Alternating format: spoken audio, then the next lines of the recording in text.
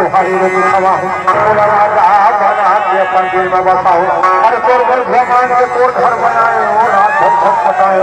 सीता देखते हैं वो वाही के तवाही अरे तब है वो मत नहीं आ रही बेबी देखत रहे रास्ता निहार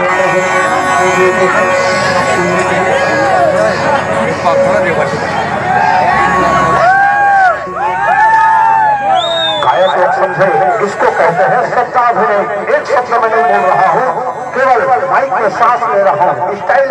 यही है गायकी का आप भूल नहीं रहे हैं शब्द का अभिनय देखने आप मैं भूल नहीं रहा हूँ और ये रोमांटिक हो जा रहा है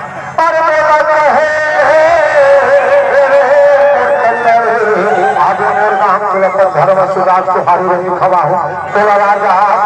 के अपना दिल में बैठा हूँ अरे तोर भगवान के तोर घर बनाए रात भर छटपटाए तो सुर सब खाया करे तब हो मत नहीं यार गई अरे दिल महादेव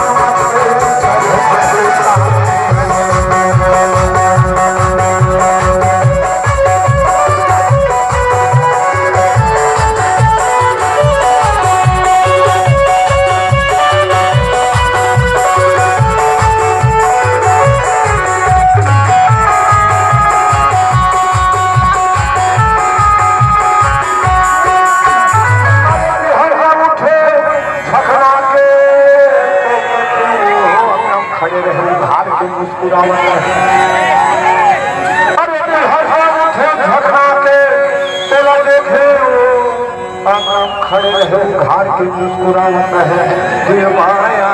लगावत रहे अरे दिल लमड़ावत रहे माया दिखावत रहे तब हो दिन माया सनाते दिल माया में देख के गुदगुदाए लगी समझ हमारा